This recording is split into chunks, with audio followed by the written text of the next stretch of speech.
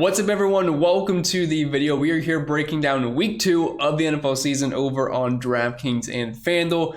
Just some of my favorite plays in each position. We'll go through it swiftly, and I run the optimizer at the end here to see who is popping the most as of right now. And also, I hope you all had a fantastic week 1. It went quite well for me. Showdown's main slate, so hopefully the trends can continue. If that does not pertain to you and you had a poor week 1, well, I hope the trends switch in the opposite direction. But anyway, if you are brand new, my name is Pennell. I break down NASCAR and NFL DFS each and every single week on this channel. I also work on Stochastic, doing NASCAR and baseball live before lock shows. So if you see my face before, that might be the reason why. And if you do end up enjoying today's free content, the only thing I ask in return is just a very small favor, but if you could leave a like on the video, subscribe to the channel, hit that notification bell if you are brand new so you don't miss out whenever I post new content. And feel free to leave a comment down below saying whatever you wanted to say because I have no control what you do. And also don't forget to check out the sponsor. They show prize picks. They do make these videos possible, and I guess that's a bit of a lie. I would do it either way, but they do make it easier on myself. And if you are a new signee over there, you can use promo code CPEN, take advantage of the instant deposit match bonus up to $100 that they currently have. You can use the link down below in the description or go to prizepicks.com and make sure you use promo code CPEN when you do sign up. And I also post a prize picks video each and every single week. So if you want to check it out, maybe I can steer you in the right direction. But I think that's all I got for the plug. So without further ado, let's break down this slate. And as always, we will start with the quarterback position. And if you want access to the sheet that I'm previewing for free for you all on YouTube, it has every single player on it in the link down below, but it's got projections, all the data you'd ever need, color code nice and neat, so it's quite easy to follow. The cheat sheet designates cash, GPP, all that fun stuff, Discord community, optimizer, ownership projections. You know where to find it, link is down below. But anyway, the quarterbacks this weekend, not that great. As you can see, Joe Burrow at $6,600 is the most expensive guy that I really have a lot of interest in. Lamar Jackson is always going to be playable, but looking at the slate and everything, I didn't really see a reason to really want to go that route. And it's not like I'm really trying to fade good fantasy quarterbacks, they're just not on the slate. I mean, we have Justin Herbert and Patrick Mahomes facing off on Thursday.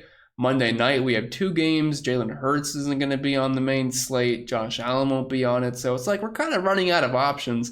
So I have these 4 at fair price points, so we should be able to afford at least some more expensive running backs, wide receivers, or tight ends this week. And obviously, you can always throw in a cheap defense. So I am kind of liking how the pricing shakes out at least. But we'll start with Joe Burrow here, $6,600. Wasn't a real life-wise, it wasn't a great start to the season for Joe Burrow. He did throw 4 interceptions.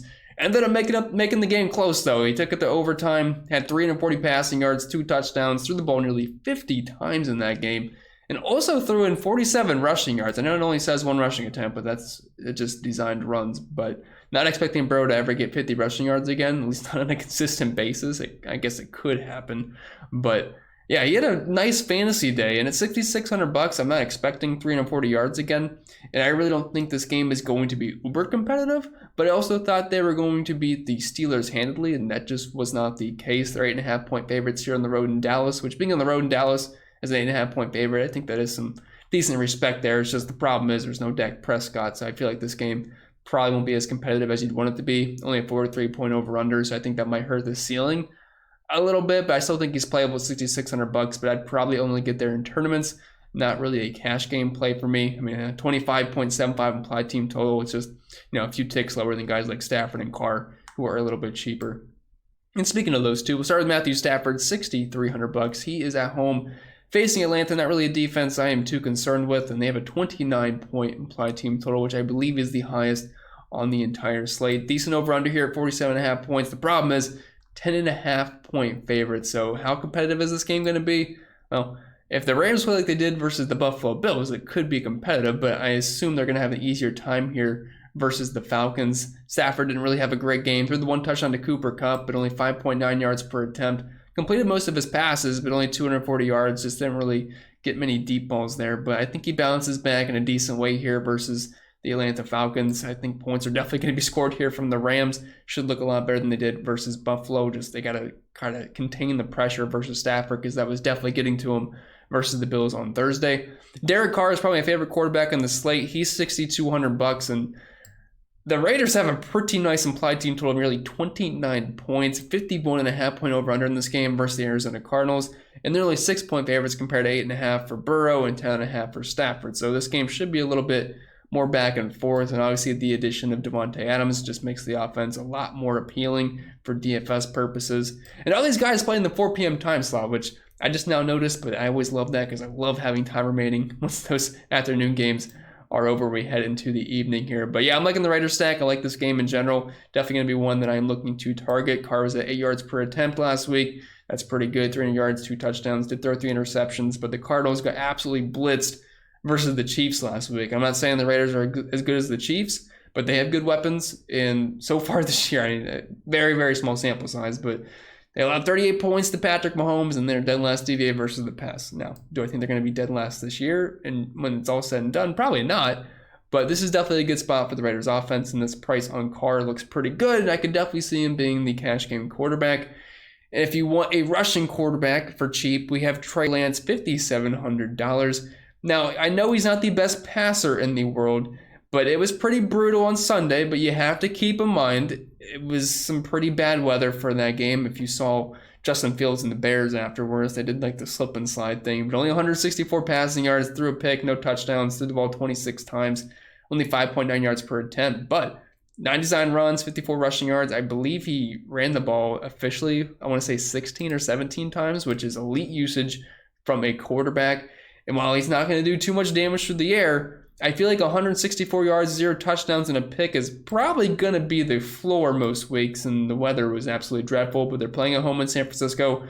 It would be nice to have George Kittle back, although he's still not practicing, so I'm not sure if we can expect that, but it would be a nice boost for Trey Lance. But if he can just get a touchdown or 2 through the air and get you those 50, 60-plus rushing yards with the chance of a rushing touchdown, you will take that at $5,700. It's just not going to be fun in tournaments to use him because it's really hard to stack with him, especially if a guy like Kittle is out, just because his passing attack is not that great. But if you're playing Lance, you want him for the legs, not the arm. And moving on to the running back position, I think we got a nice handful of players that look like they're in a pretty prime spot this weekend based off of usage or matchups or how they're used in the offense, especially in the passing game. And up top, Jonathan Taylor, look, I'm not going to personally play him at nearly $10,000. I feel like we have guys with very similar upside for about a $2,000 or $3,000 discount. So I will not be partaking in Jonathan Taylor this weekend. He's just really expensive. I just have him on here because if you want to play him, he's in a good spot versus Jacksonville. He's on the road, but he's a favorite, and he crushed it last week. I forget exactly how many fantasy points he had. I want to say around 30, but he ran the ball 31 times, and they were getting killed in that game. They were not winning. I thought they were going to be winning, and they weren't. They were behind versus the Texans. I shouldn't say getting killed, but they were definitely behind. But still ran the ball 31 times, 161 yards, got into the end zone. Just typical Jonathan Taylor things. But he also had 6 targets, which was really nice. And that's with Nyheim Hines also getting used in the passing game as well. So it looks like if he's going to get usage like that in the passing game again, I would take it, but it's not something I would expect because I think they're going to be beating Jacksonville. So yeah, I'm not playing Taylor at that price, but if you want to, I get it. Saquon Barkley is a guy I'm going to have a ton of interest in. I played him in every single one of my lineups last week, and it fared quite well. Around 35, 36 fantasy points. I got stolen a touchdown at the end of the game. Could have absolutely went nuclear, but you were pretty happy with Saquon Barkley if you had him in your lineup at, $6,100. Went up $1,200 this week, but I still expect him to be the highest on running back on the slate. He's getting all the usage in that backfield. He's going to be involved in the passing game. Had 18 carries in that game, 164 yards, had a touchdown, 9.1 yards per carry. Do not expect that throughout the season. But he also had 7 targets, which equated to a 35% target share, which is absolutely awesome. And I hate to look at these numbers because they're so skewed early in the year, looking at defensive matchups, but the Browns absolutely killed the Panthers on the ground last week. Nick Chubb had over 100 rushing yards. Kareem Hunt had a fantastic game. They allowed 187 rushing yards to the running back position last week. Got absolutely killed, and obviously Barkley, his work in the passing game is going to keep him very safe. So at $7,300, I still think it's a nice discount here.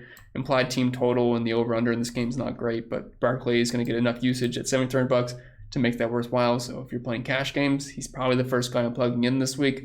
Joe Mixon, $7,200 facing off versus Dallas, not at home, so it's really the only box he's not checking here, but he's an 8.5 point favorite on a team that can definitely move the ball, and your 26 point implied team total. And typical Joe Mixon things where he gets a lot of work, but he's usually not that efficient with it. I feel like most of these rushing yards came on that 1 4th and 1 play, but 27 rushing attempts, that's elite volume. 63 receiving yards was also really nice because he had 8 targets and 7 catches. Now, that's not something I would really expect moving forward because you got to keep in mind the Bengals were losing in this game. I'm not really expecting that to happen in this one, but at $7,200, Mixon is certainly in play. And if he can fall into the end zone, you're usually pretty happy with his output.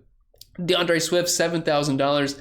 I'm recording this video on Wednesday. It's getting posted on Friday, so I do apologize if I do miss some news. But just got the sleeper alert that DeAndre Swift did not practice today because of an ankle issue, I believe. Although it's Wednesday, so I don't put too much stock into it. I'm hoping he plays. If not, obviously look at Jamal Williams, who stole 2 touchdowns last week. Swift still had a fantastic day, but it would have been really nice to have those 2 touchdowns that Jamal Williams definitely did not deserve. But a 49-point over-under in this game. 2 really not that great teams, but 2 not great defenses. So I could see this being kind of high scoring, similar to the Philly game. Although that game went absolutely nuclear. But a 26-point implied team total here for the Detroit Lions, 2.5-point favorites. And I just love Swift because of what he can do in the passing game. Didn't really have to do too much last week. Only had 3 targets, caught all 3 of them for 31 yards. But 144 rushing yards, ripped off like a 50 or 60-yard run to start the game and got into the end zone once as well. So I'm liking Swift a lot here at $7,000. Honestly, in cash, if you just wanted to play Barkley and mix in Swift, I would have no problem with it. But there's some other good cheap running backs that I think are in play. But really liking that 7K range, lower 7K range, I should say, this week.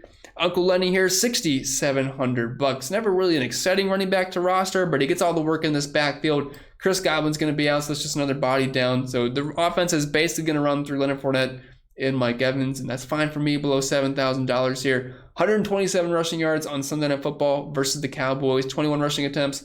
Only had 2 targets for an 8% target share, but if you're going to give me 20-plus touches and usually going to get a handful of targets for Fournette, I like that a lot, $6,700. I think he's a pretty safe cash game play as well. 3-point favorites on the road in New Orleans, although I usually don't love playing running backs versus the Saints, but I think it is fine in this scenario.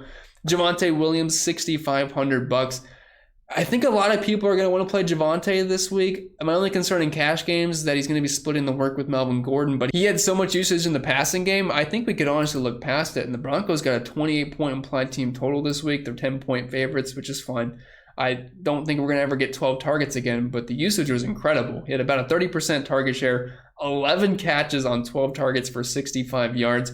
Only had 7 rushing attempts, which sucks.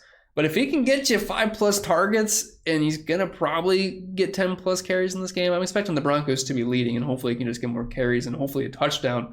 Should have had one, but fumbled on the 1-yard line, which was absolutely dreadful. But at $6,500, this is a pretty good matchup here versus Houston. They started off the year pretty poor versus running backs. Obviously, they had to face Jonathan Taylor, so yeah, no figures. But last year, they were terrible versus the run as well, so I don't really see that changing too much, and they're playing at home. I think Williams is an excellent play. Not sure if I want to go there in cash games yet, just because of workload issues with Melvin Gordon, but at $6,500 for an elite pass-catching running back, at least from what we saw last week, I will take that. We know he's super talented as well.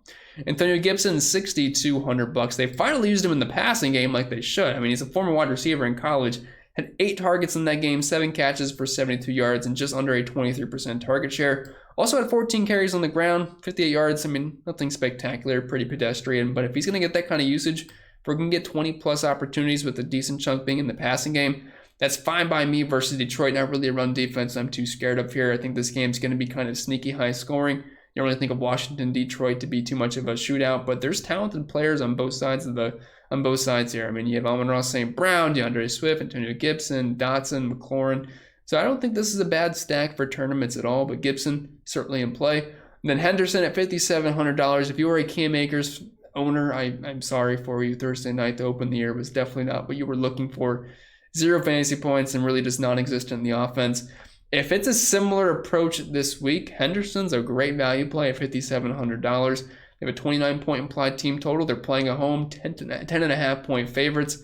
If you're looking at Henderson's workload last week, 13 carries, 47 yards, also had 5 targets as well. Now, they were trailing in that game, so I'm not sure he's going to get as many targets. But we do know the Rams running backs are always going to have value, and they are used in the passing game. So if he's going to be the main guy, once again, under 6K, I think it's fine, especially if he gets into the end zone. He'll definitely be a fantastic value play. And then moving on to the wide receiver position, there is always going to be a very long list of wide receivers you can play every single week. So I don't usually try to break down each and every single one of them.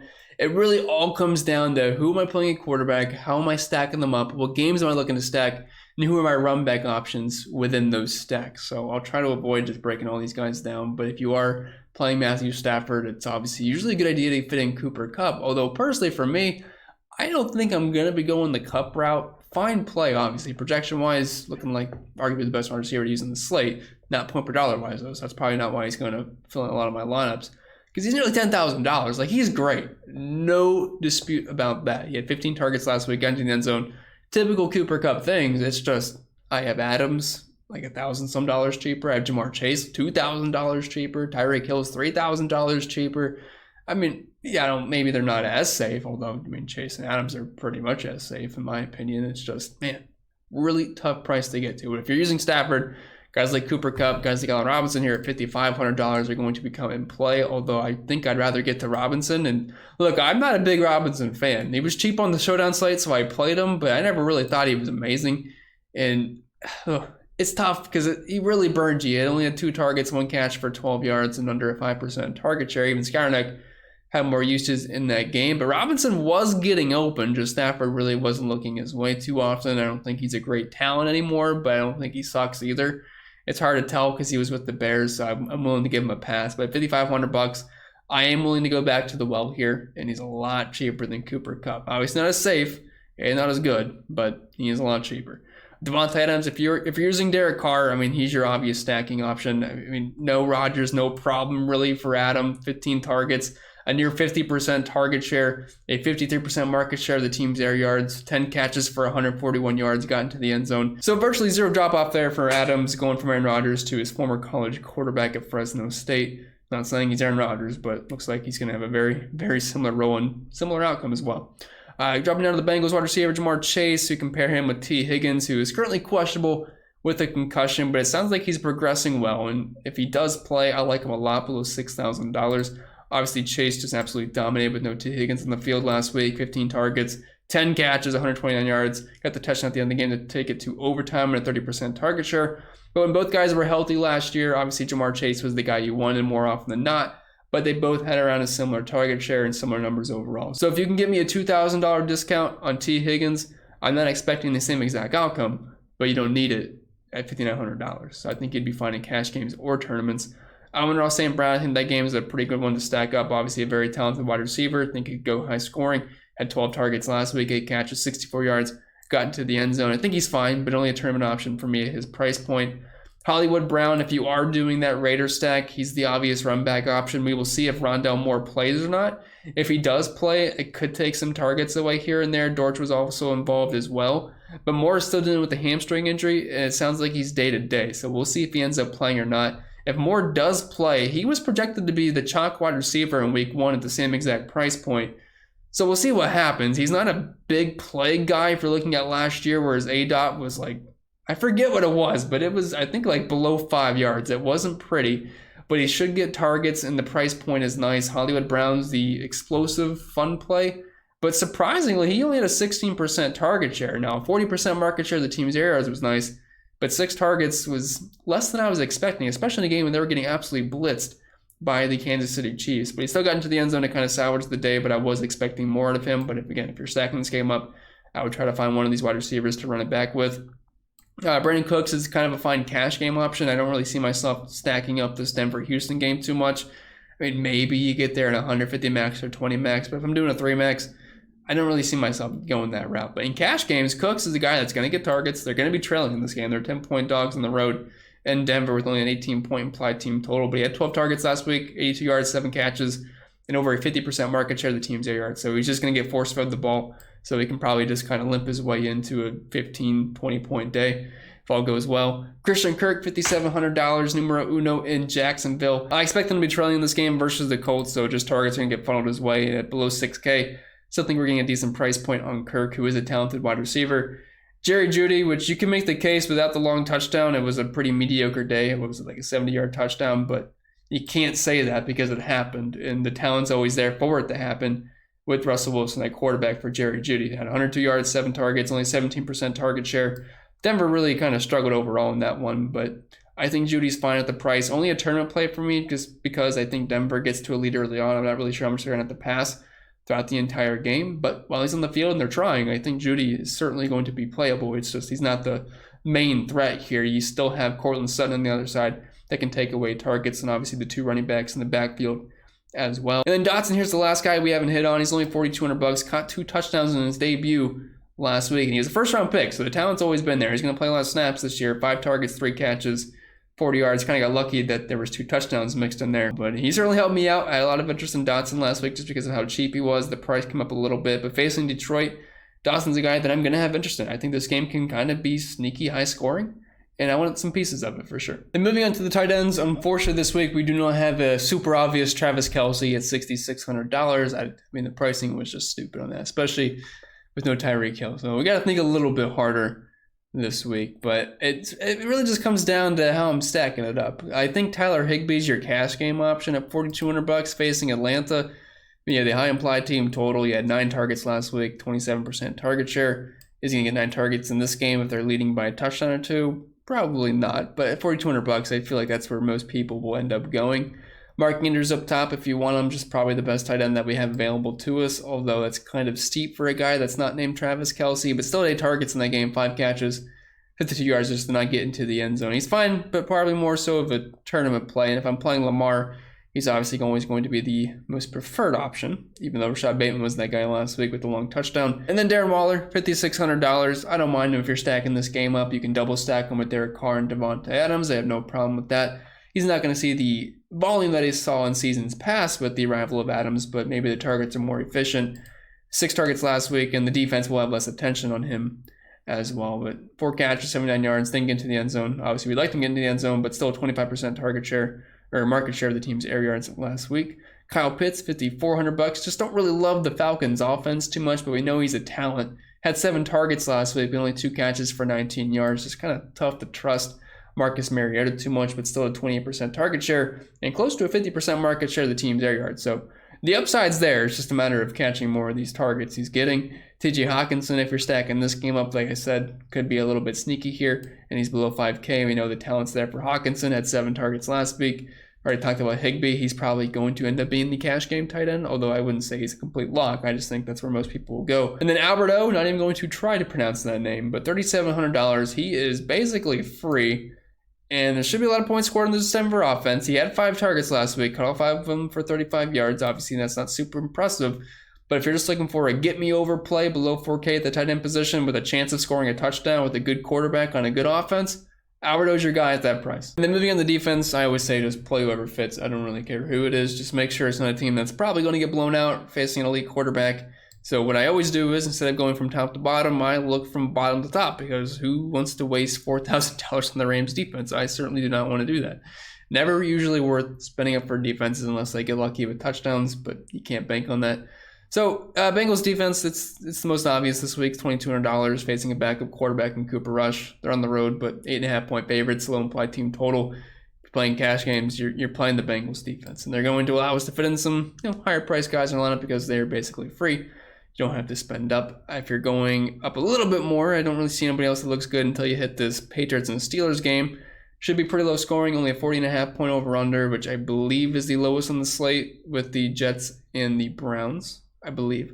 But only 19.5 implied team total against the Patriots, 21 for the Steelers, 1.5-point spread. I'm fine with either. Steelers got off to a hot start versus the Bengals. I'm not sure that's going to keep up. And then I'm not spending this much on any other defenses. So while they're in good spots, yes, it's just they're too expensive. And like I said in the beginning, just want to run the optimizer here with no settings, no groups or anything. Just going to raw dog it here and see who's popping up the most in projections. As of right now, it's Wednesday afternoon when I'm recording this. So if you're watching this on a Friday or Saturday, things could have potentially changed. So keep that in mind. All right, so we finally got 150 to crunch here. And again, guys, no settings or anything. I just want to see who's popping up the most. So as you can see, it looks like a lot of Saquon Barkley this week as of right now. A lot of Bengals defense. That's a lot of Allen Robinson, a lot of Alberto, a lot of Javonte Williams. So I'm not really too surprised at who we see popping up. It looks like DJ Moore projections like a little bit more than I like personally. So we'll see about that. Team-wise, lots of Rams, lots of Bengals, although Bengals defense is probably getting put in there with that. But T against Pops as well, Giants. So yeah, just some of the things that are popping up right now. And if you want full access to this, like I said in the beginning, link can be found down below. But with that being said, that's all I got for you in this video. If you did enjoy, make sure you leave a like down below and subscribe to the channel if you are brand new. I'll be posting my prize picks video tomorrow if you want to check that out. But I think that's all I got to say. I wish you all the best of luck, and I'll see you all next time.